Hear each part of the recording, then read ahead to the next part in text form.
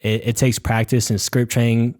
I don't look forward to it. It's not like I don't look in the calendar, script training tomorrow, but I get to go practice. Exactly. Yeah. It's something you got to do. It's like lifting or, doing swim in the spring, whatever it is. Like it's something that isn't really fun, isn't sexy, but you got to do it. And I feel like I only learn so much from someone else going until you step in and you start going. It's like, I thought this in my head, but this came out and, you kind of work on yourself.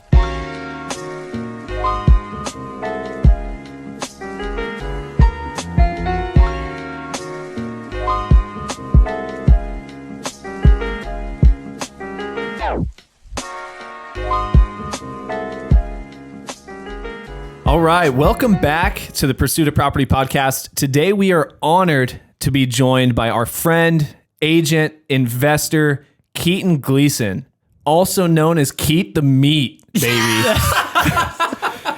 Keaton, how are you doing today, my friend? I'm doing great. How are you guys doing today? Oh, that caught me off guard. I didn't think you were going to say it. He hit it. For those who weren't in the room, right before we were trying to come up with a nickname for Keaton, and my creative brain came up with Keat the Meat, and we concluded that could not be said on air, but it is here to stay. And we are out in the open, and we are ready to get into today's convo with our boy. That's Keaton, right.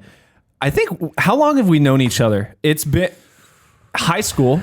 Dude, knew each other in intermediate school too, but we weren't like hanging out, I feel like. Shit, dude. That's right. So since middle school, we've known of each other. In high school, I know we had a couple classes together, so kind of got to know each other a little bit better then. Before you jump into real estate, what was Cade like in middle school and high school? I can't talk about middle school because I don't really know. But high school, we did have some classes together. Spanish class. Oh, that couldn't have been good. Very fun. Very fun class with Profe Gonzalez. Yeah, shout out to Profe, Spanish. Yo legend. no hablo español, señor. That's Cade. Hey, Cade was pretty good at Spanish. You speak a little? Not anymore. Un poquito. Dude, we'll get into his deal. Keaton's sharpened up his Spanish and kept up on really? it a lot better than I have. Yeah. So the Spanish will come back here later in the podcast. I love it. Yeah. All right. Well, okay, let's talk about it. Cade and I we had a walk. We've shared that on the pod. We like to hit walks throughout the day. I know you do too. We were talking about, of the people that we think that are younger, that are investors, that are the people.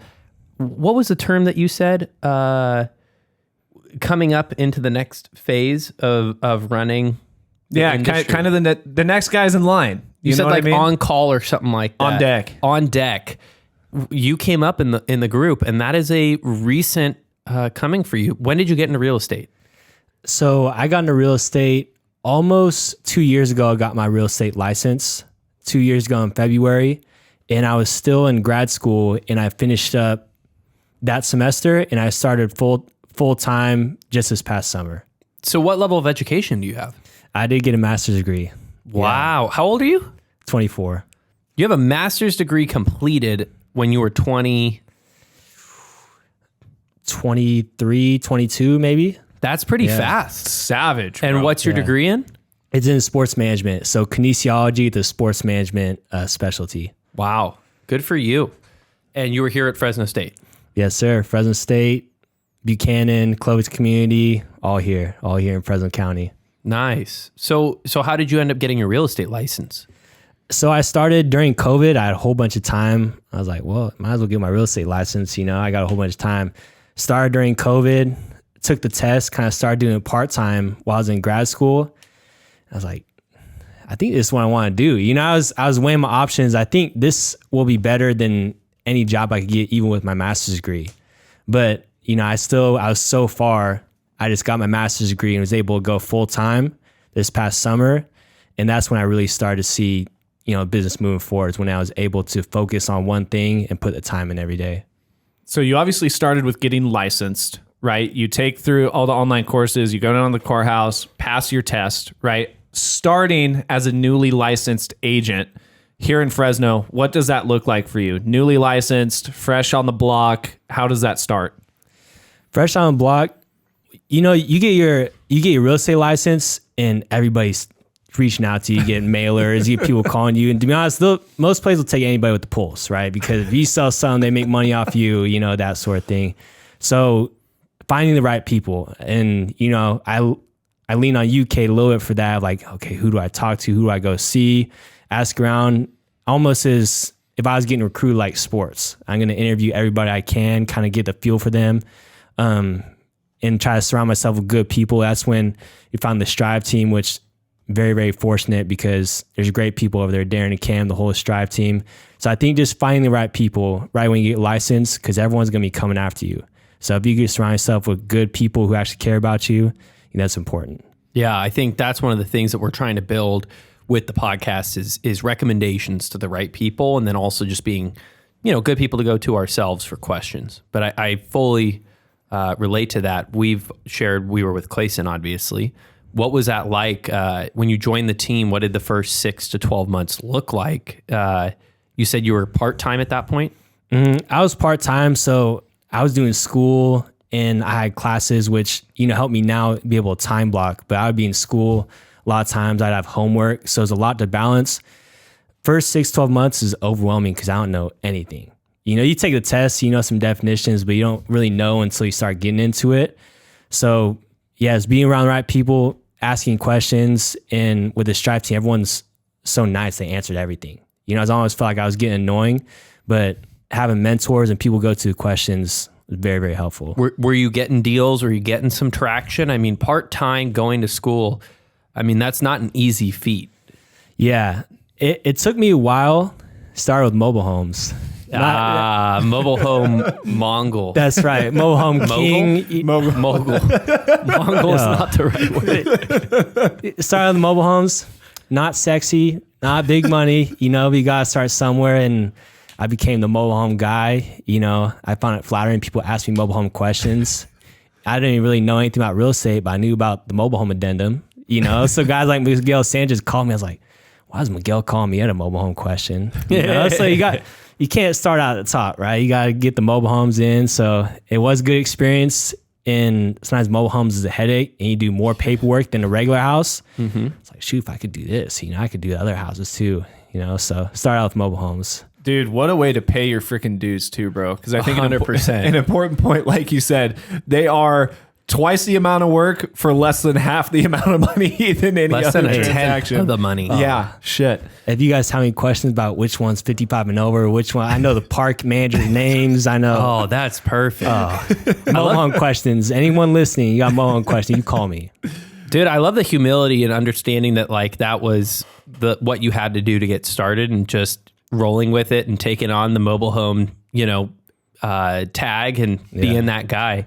I think a lot of people would have a hard time saying mobile homes, that's not going to pay me as much. And they end up preferring to do no business than any business at all, Mm-hmm. Yeah. Well, everyone watches Selling Sunset. You watch $1 million houses. Like, that's not what real estate is at the start. You got to put the time in, you got to do the dirty work at the start and stuff that ain't pretty, but make great connections with mobile home people and build connections with buyers and sellers. And it was a good starting point. Mm-hmm. Dude, so you've talked about part-time, right? When you were finishing up school, gaining traction, gaining some experience, most importantly with some of these mobile home transactions, and just really getting your footing and familiarity with how a real estate transaction works, right? But then you graduate, newly fresh with your master's degree, you make the decision to hit real estate full-time. How does that, is it a light switch immediately for you, like night and day difference being able to hit it full time? Or how did that transition look to be able to put your full focus into real estate outside of school? So the last month or so of grad school is very stressful. We had comp exams of like 2 years of coursework, taking tests. If you don't pass it, you don't get your degree. So the last month or two was really, really focused on school. And I started back real estate full time. And that's when I knew okay, I got to nurture, I got to market, because when I first started, I was like, I have no leads I'm working with because I was focused on school. So then in the back of my mind, I was like, okay, it's going to take me a couple months to kind of get back on my feet. And it was about 3 months after I went full time was I started getting traction again, because the last couple months of school, I wasn't doing a lot of marketing, reaching out to people, that sort of thing. we just did a podcast last episode talking about marketing. You don't have a business unless you have people to talk to. Was that hard to get through that 3 months? I mean, you just got out of a grind period, a big accomplishment that 99% of people, I don't know the statistic, don't get. Was that hard for you to kind of like reset and have 3 months of hard work with no pay? Yeah, it was tough. Luckily, I got great parents, living at home, don't have a lot of bills, and just being in a good office with good energy. And I see people doing the same thing, right? When I cold call, it's tough if I cold call myself, but I look over and I see Devane cold calling, you know, all this stuff too. It's a lot easier when you're in the energy and, you know, building back up. It does get, I do get impatient sometimes, like, okay, you know, I'm not closing deals right now. But, you know, if you nurture and invest in yourself, you know, it'll come if you show up every day. Can you talk about some of the daily activities you were doing to generate leads, some of those income generating activities you were focusing on those, you know, 90 days from becoming fresh full time? Yeah. I was doing cold calling. We were getting some leads, and I was cold calling some lists, some dead lists, and that's good because I was building my skills. Each objection, you know, getting better and building skills. Doing some open houses as well, kind of getting out there, getting out of my comfort zone with social media. That was a hard one because I feel weird on social media. You know, what people are going to think, all kind of stuff, you know, making reels, getting out there. Because I think, you know, for young people our age, that's how you know what everyone's doing. You know, I don't really know what people are doing unless they're on social media posting about it. So you have to let people know you're a real estate agent, because we'd be best friends, but I don't know you're selling houses. I can't go to you, you know? So getting uncomfortable on social media and putting yourself out there was a big one. Yeah. What was it like, you know, cold calling? You had some experience. Was it when you start calling through those dead lists, you know, those are people that have already been talked to, the data has been kind of thrown out. Did you feel like you got fast tracked on really sharpening up your skills because you had so many objections, so many difficult people, or was it surprisingly easy? I think it builds your character at the start. You know, not used to people talking to you that way, you know, cursing you out and saying mean things or never call me again. But, you know, I try to put myself in their shoes. If I get getting calls, I'd be annoyed too. You know, it's like if I could do everything I can to break down that initial wall, get farther, great. Some people don't let you break down the initial wall, but just building character, building skills, and knowing how to work with objections. Because if I don't get objections, I can't work on them and get better on them. So that was a blessing to get rejected a lot. How did you end up in the coaching program? I started the coaching program. I was kind of, you know, driving for dollars, going through True People Search and, you know, calling people. It wasn't until I got Jason in my corner and joined the coaching program that I really started gaining more traction, because I wasn't being as efficient and I was kind of halfway doing things. Oh, I'm doing, whenever I'm free, I'm gonna do this stuff. Joining Jason's coaching program really got me on track with everything. That's a hefty investment up front. I mean, did somebody tell you to do it? Was this your own insight that like, this money is going to come back? I mean, I have not spent money on a coaching program in 2.5 years, and I probably should, but like you doing it off the bat with, you know, little or like a smaller amount of deal flow, that's a big, you know, mental objection to overcome in your head. I mean, was that pretty easy for you? I think it was the proof of concept I saw again on social media, right? This person's doing deals, this person's doing deals, and just having guidance and a mentorship. I think that investment is going to be well worth it, you know, and kind of fast track things. One thing I said about Jason is when I first joined, he said, I'm not going to teach you anything that I didn't do myself. You know, so teaching me, you know, the cold calling the mailers, get my Google Calendar set up, making sure I'm on task, having some accountability. I knew it was going to be a good return on my investment, and it did hurt, you know, because, you know, a couple $1,000 out of your bank account, it's like, oh gosh, I'm not going to see this for a while. But, you know, the investment does turn out good in the end. Well, and to provide some context too, Jason's coaching program, we're talking about the investment side of real estate, right? And I think what's really cool about you know, the people in our local community, especially some of the younger people like ourselves who maybe have been in the business a little bit, but are still kind of like we were talking about, kind of next on deck, right? Whether we're licensed or not, but especially for people who are licensed like ourselves, to venture in to that investing space. So let's make the segue. You join the coaching program. You have the interest in the drive and the dedication to generate some investment deals, right? Let's get to how that first couple weeks of the coaching program looks like to then lead you to inking your first deal. Mm-hmm. Yeah, so I remember the first couple conversations, we need to get your Google Calendar order and make sure you're doing the right things day to day. Right, so cold calling from 9 to 11 and 4 to 6 every day.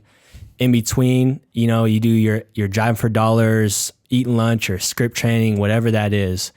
But generating leads, because at the start, I'm like, I need a cool logo. I need a nice landing page. I need a website. I need all this stuff. Just, you need leads. You need to start cold calling. You need to start gaining skills. And I was kind of avoiding that for a couple months, trying to do like the really fun things. Didn't want to get on the phone. It wasn't until I got in the coaching program, got my calendar dialed in, got a dialer and property radar, that I really started seeing traction because I was doing the right things. Yeah. Well, and then, so was the timeline you signed up for the coaching program, then you got your first deal? Yeah, I signed up for the coaching program, got my first deal about 3 or 4 months down the line. Wow. And I guess talk us through that. I mean, that's a big accomplishment. How did you find the lead? Yeah, it was through cold calling, Spanish speaking lead. With all the I know very little Spanish, don't speak Spanish. But with every Spanish, if you cold called Central Valley, I get a lot of Spanish speakers. A lot of buenos or quienes. Once I get that, it's hablas inglés. If they say no, ¿quieres vender su casa? If there's anything but no, I run out to the bullpen and give it to one of the homies in there who speaks Spanish. So that happened maybe a month or two into cold calling, and it took a lot of follow-up and a lot of touches to end up closing it. And my guy Dair, Spanish speaking, he kind of worked the whole lead and we were working it together. So first deal was Spanish speaking only. Wow. Dude, that is freaking awesome, because most people, guilty, myself included, doing this before more often than I'd like, the Spanish speaking leads, because not being able to have that conversation, those leads are usually discarded, right? Mm. And so to be able to, be able to not only convert and have that initial call, but then to put in the work and the follow-up, you mentioned your buddy or your partner on the deal to hear, to then be able to ink that a couple months later, dude, that's freaking killer. Yeah. It took a lot of time, and there was a good amount of leads, and Jason say like, we want, just get like one qualified lead a week, start with that. But just working through all the objections, and, that was the first deal. I remember on the initial phone call, it was a lady. She said something about like esposo. I was like, oh, and that's husband. He might be interested, and I ran out, and yeah, man, we made it happen with the help of a lot of people. And so how did that deal turn out? What did you do? What did you buy? Where was it? So it was in Exeter. So right, I think east of Visalia in Farmersville, which, I'm learning more about these small towns in Fresno, Tulare County, that sort of thing. So it was in Exeter. He's a very busy guy. He was a landlord. He owns a whole bunch of properties in Farmersville. He had one in Exeter that the tenant's about to move out, needs some work. He's like, I just don't want to deal with it. Don't want to go through realtors, all cash offer as is. So we went out there after 6 or 7 touches, probably met him in person, got a contract signed. And what were you buying it for? We bought it for $180. Mm-hmm. Disposed it to Cade. Actually, Cade helped, with the end buyer at $192.5. There you go. Mm-hmm. So you made a good return and you wholesaled it. Yeah, wholesaled it, made a good return. And yeah, if you put it in the ways of made return on investment for Jason's coaching program, I did do that. And plus you have the skills and you built them to do more deals down the line as well. Sorry, I was going to ask, going back to like price, right? How does that whole conversation go with Dahir, who I assume is having like the main bulk of the conversation with the seller? What's going through your head on, what's this worth? What's the ARV? What's the max we can allow? Was there a lot of negotiation back and forth, or was it like, hey, he wants 180, we can do 180, let's sign it? Yeah, there was a lot of communication. Our ARV was in the higher 200s, maybe low 300s if, the market changed. And initially he was in the low 200s. But at the start, I'm like, if they're even close, we're going on appointment, because I have all this time. I want to even if they're not that close, I'm gonna go on an appointment, get in-person communication, just practice. Right. I think he was at like 210 or 220. We ended up talking him down to, hey, 180 after we walked the property. Hey, there's some leaks. The roof looked like this. I'm not sure if we can make it happen. You know, you're an investor yourself. You know, we want to make a win-win situation, right? We want to make sure you're happy. We got to do something that makes business sense for us. With all this work, we have to be, you know, a little lower, maybe the 170, 180 range. He was hesitant at the start, but after talking him through the numbers, he understood we had to make something that makes business sense for us. And then, we ended up getting it signed. Dude, and so what was the turnaround there? I mean, you wholesaled it. Was it a pretty smooth escrow? We ran couple hiccups with title companies being hacked and private money lenders and not being able to fund it right away, which we closed it, and it's all a blessing because being able to work through problems. You know, I know that everyone wants a smooth escrow, a smooth transaction every time. That's, you know, most of the time not the case. So working through problems, luckily I had Cade in our corner, you know, helping us work it, and very thankful for it all. And then what did you do with the money? I didn't spend any of it, just put it back into systems, get new systems, and I know. Yeah, see, that's the responsible answer. I'm just I'm disappointed because I blew all my money on my first deal. Jace Bieber, still a homie of mine, he bought a Mercedes-Benz off his first deal. I wish I would have heard something like that so I would have felt normal, but you did something smart. Yeah, and you know, I'm pretty frugal. So it's like, go to dinner, you know, do something. I was like, well, you know, like I haven't gotten paid in a while, you know, but need to put back in systems, you know, like I said, living at home and don't have a lot of bills, luckily. So I need to try to generate consistent deals. So to do that, I need to work on my systems. You know, I did hire a cold caller now as well. So just putting it all back in at the start. So what was the net you walked, because I know you had your partner to hear on it, 180, dispoed at 192.5, that's 12.5. Did you guys split that evenly down the middle? Okay, so you walk away with half of that. And when you talk about systems and processes, I know you mentioned you're onboarding or maybe already have onboarded a virtual assistant cold caller to help you with the lead generating. Are there any other systems or processes that you invested that money back into? Yep, so I just downloaded Resimply just because, you know, I know I'm going to hire a cold caller, I'm going to have more leads. I need to have a system built out because I don't want leads to fall through cracks and not be able to convert leads and reach out to them, that sort of thing. So you have cold call tools, Property Radar, Resimply, use Slack, and then I have the caller now. So he helps with taking more stuff on my plate.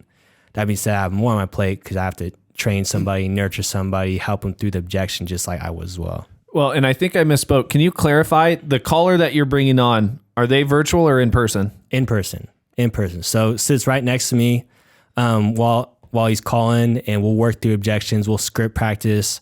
He's actually on the script practice right now with Jason and his team. Who is it? Tyler Kennedy. Okay, Tyler.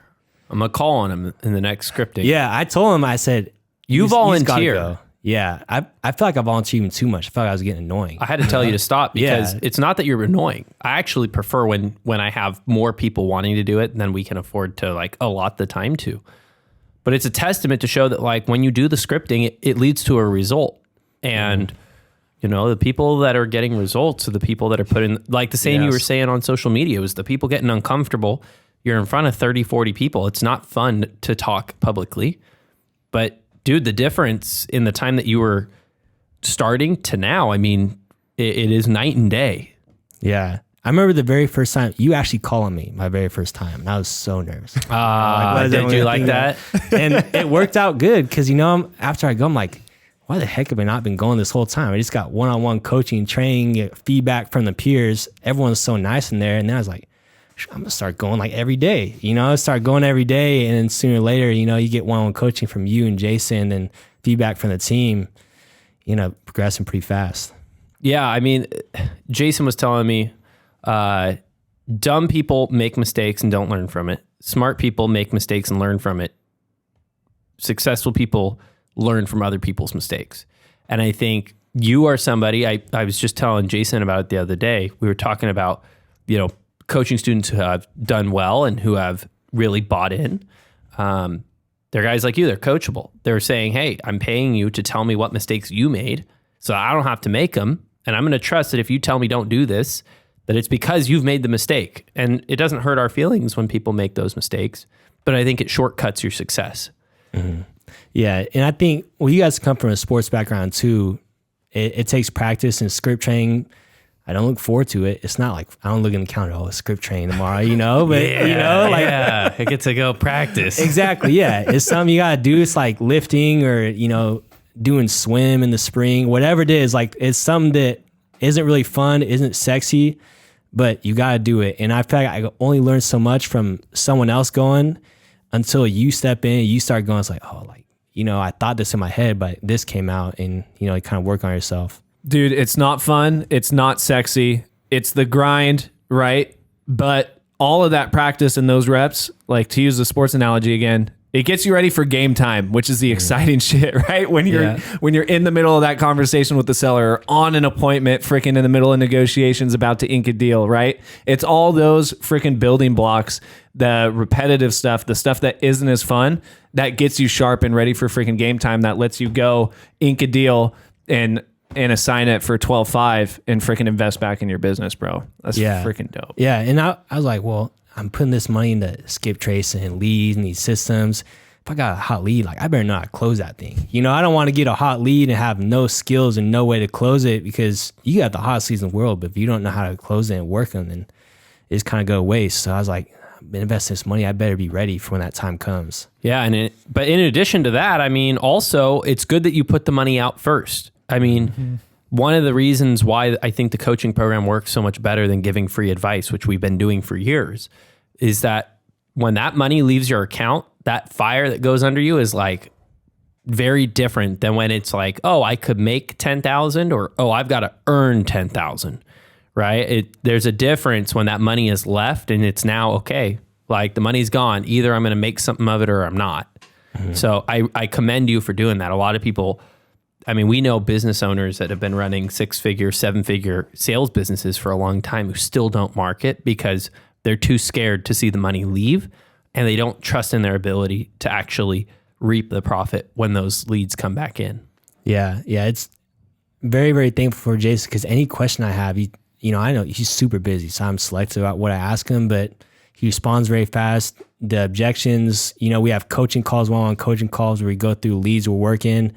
And just have a mentor who's done what you're doing and can answer all your questions. Like you said, fast track things, almost buying back your time as well as building skills. Dude, I want to ask you, because we look back at your resume and the conversation we've had, right? You have made a lot of great decisions, right? Like this money that you made, you didn't go and blow it. You reinvested everything into your business, right? Even rewinding all the way back to when you got started in real estate, right?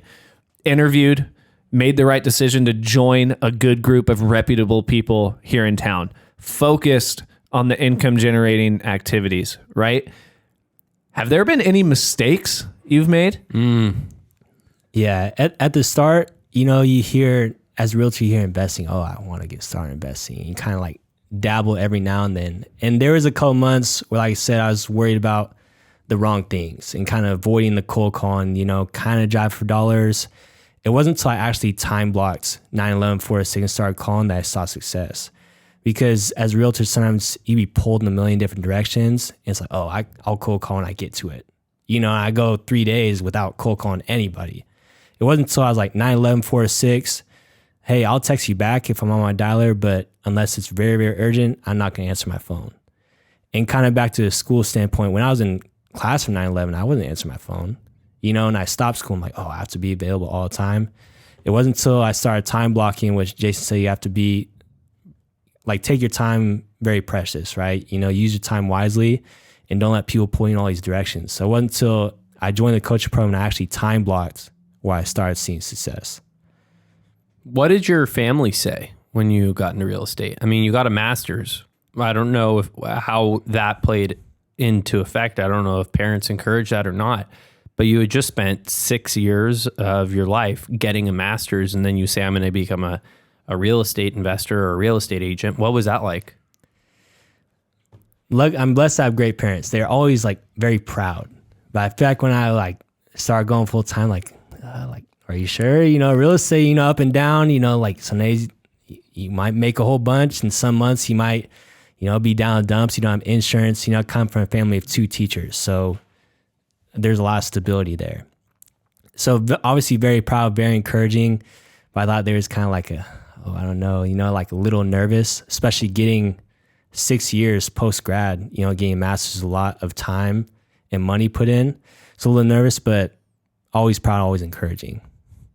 Dude. Did you ever have hesitation? I did. I was like, am I going to get to go to the dentist? Do I have insurance? Like all those things, like being up and down. I think being in a room with successful people who are doing it, like the Strive team, like the office we're in now, Real Broker, a lot of successful people, like I could do this thing, or going to meetups and seeing people do it.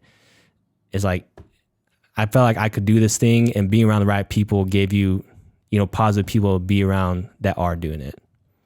Yeah. I mean, falling back to like, if you, want to be a great teacher, or you want to go and be, a great contractor, or you want to come and be a great real estate investor, surrounding yourself with the people who are doing what you want to be doing and have achieved success in the avenue that you want to succeed in, dude. So I think that's a testament to, dude, not only did you make the move to join the right team initially, made the jump in the investment in yourself to join the coaching program, but actively surrounding yourself in the coaching calls with people in the community who are doing what we all want to be doing, right? And so, dude, I think it's a testament to you and your character and how you run your business, how you run yourself, bro. Like it's freaking awesome to watch it and be around you, dude. Yeah, thank you. And the great part is, I have a great mentors, and Darren, Cam, the Strive team, and also Jason, and then people you kind of grown with, guys like Devaniel and Jen, like in the office as well. Because it wasn't that long ago I saw him cold calling too. And, I see success he's having. It's like, well, it's nice because I can see it kind of step by step. You look at guys like Jason owns like all these rentals and has this huge team. It's kind of hard to fathom even getting there. When I have someone who is close to my level or ahead of me, it's easier to see a step-by-step process because he was doing that 6 months ago. I'm doing that now and I see where he's at. And it's easier to work harder if I see that step-by-step instead of looking at someone like Jason who's, I can't even fathom getting there sometimes, Yeah. No, and we viewed it the same way when we started the podcast. We weren't obviously the most successful investors. We still aren't. But we've always found that like we're going to pull a lot of good information from the guys ahead of us, and it's our responsibility to help the guys 1 or 2 steps behind us. And when you come from a place of abundance, there is no reason to hide the things that make sense. And, being around people that are at where we're at, a little below where we're at, a little above where we're at, that's what you're talking about, having that culture around you. And it seems to make the path, it illuminates the path. You don't have to try to fumble your way through it. There's always going to be somebody just a few steps ahead or a few steps behind that you can help. And I think there's also a lot of good feeling when you're around people and you play a part in their success, or, you provide that feeling to, guys like Jason and Cam and Darren when you do what they ask and it reaps some reward, and they maybe aren't making a financial benefit on every deal that you're doing. But I can say that when you're around the right people, it's not about the financial benefit. It's about the personal feeling of like, wow, I actually helped somebody. Yeah. So I would recommend to you, and I'm actually going to just put this back onto you. There are a ton of people listening. I don't remember what our average listener is each week, but it's significant. Between both audio, 100 plus. There's between all the avenues. Yeah. Let's say 100 to 200 people listening. And I would reckon that some of them are above where you're at, but a vast majority are at or below where you're at. I mean, what is your recommendation to the people that are like 2 steps behind you? Maybe they haven't done their first deal. Maybe they haven't even gotten their license or started investing into anything. What would you be telling them right now? That's a good question. Focus on the leads and doing the daily activities to get leads, like cold calling. Because there's a lot of things that I know are going on in my head, like a website, a logo, I need investment cards, I need this, I need that. If you don't have any leads coming in, probably not going to have any revenue, right? So doing cold calling and time blocking and doing it consistently every day. Because there's some days where I cold call 4 hours, I don't get nothing. And I go home, I used to be pissed. I was like, nobody said anything to me, like no leads or anything. But consistently, 9-11, 4-6, do the things that other people are avoiding, like I was at the start, and all the rest of the things will come. You know, I was worried, am I going to have private money lenders? You know, I need to build my buying list. If I don't have any deals, none of that's going to happen. So start the cold calling, time block, do those tasks to generate leads, and you figure out the rest. I think that's sage advice. What's the vision in 5 years? What's Keaton going to be doing? 5 years. I love working, but I don't want to work all the time. So being able to train people and not replace myself, because I think it's 5 years too soon to replace myself, but have people take care of the tasks and the things I'm not really great at, like the systems or tracking KPIs, that sort of thing, or having people cold call for you and worrying about some of the bigger problems that come up, and being able to still problem solve and not scale myself out, but only worry about the more important things and be able to train, have a team where, you know, have the little tasks that take a lot of time and take more out of your day taken care of. Dude, thank you for freaking coming on, bro. I know we've done real estate sales transactions together, which was really, really cool. We've now had overlap in the investment deal space as well. Like, for everybody listening, dude, if you haven't been able to tell through this episode, just listening to Keaton, like, dude, you're one of the most humble guys, nicest guys I've ever met, bro. I've never caught you in a bad mood, nothing, dude. So I appreciate you. I appreciate you coming on and sharing your background and your story. Dude, there were so many golden nuggets in this episode for those of you who may be just scratching the surface or even just having that interest and draw to real estate. Keaton, where can people find you? You mentioned social media. For anybody who's in a similar spot, has any questions, wants to connect with you, where can they find you? Yep. I'm on Instagram, Facebook, and LinkedIn. So Instagram, Facebook is Keaton Gleason 2. LinkedIn is Keaton Gleason, just my first name. You know, I know one thing that really helped me was, you know, going lunch with both of you guys, going lunch and networking with other people. If I could, I'd love to go to lunch, love to go to coffee. I do time block times in the morning and lunchtime to network and help other people or pick other people's brains. And that's another way to kind of fast track your success. And you can learn from other people's mistakes and, you know, just get better and learn from others. Dude, and that's a great point as we wrap up. You mentioned lunches, right? A lot of people, even for somebody who is wanting to achieve bigger success, right? We're always reaching out to people to try and learn, pick someone's brain, right? All this stuff. Keaton was one of the people who reached out. Obviously, great to connect because we're already friends. We know each other, right? But one of the 0.01% who each lunch, when we're checking in, you have more progress to show and more questions to ask. Like, dude, you came with a notepad with new questions every time and a track record to say, okay, here's the questions you answered for me last time, and here's what I'm bringing this time and the progress I've made. For anybody who reaches out to Keaton or anybody otherwise, providing value and making progress and not wasting somebody's time is one of the best ways you can approach and grow your skill set. So shout out to you, dude, for also doing that, bro. Thank you. Yeah, I do want to say one thing. If you are going to coffee or lunch with someone, especially someone far along with you, have some questions ready and be prepared and have things asked, because people's time is very valuable. And if they're gracious enough to give you some of their time, be prepared and know what you want to say and get your questions answered.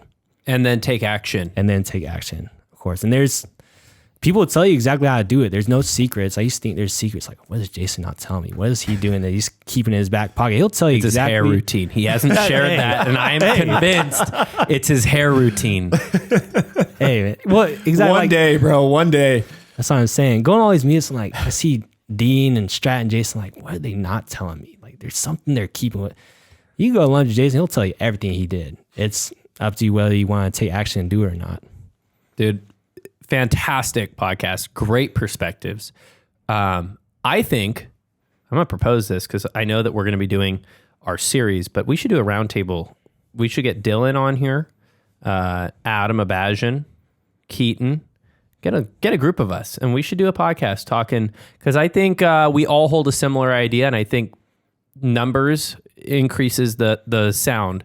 I think we're all preaching the same thing. Mm-hmm. And if you're listening to this podcast and you don't just do exactly what Keaton just said to do, I think it has to do with either limiting beliefs or not believing that this is how it actually works. And I could list off a ton of names, but maybe getting a group of 5 or 6 of us in here all saying the same thing might be what's needed to get some of these people to turn the corner. I think that's a great idea. In essence, this is not the last time you guys are going to be seeing Keaton. No, 100% not. And we knew that before, but this is reassuring. Especially, it seems like you are very open to talk now. I know when we did the scripting, you were a little shy at first, but you're very open now. And I think that conversion from speaking in those groups, you were very comfortable in this pod. And I think that speaks a lot to your growth. So good job, man. And thanks for sharing. I think I learned a lot too. I should be a little bit more willing to listen to what my mentors are saying and not question it so much. 100%. Keaton, thank you. Everybody who's tuning in, listening, watching, we appreciate you guys. Reach out to Keaton and we will see you next week.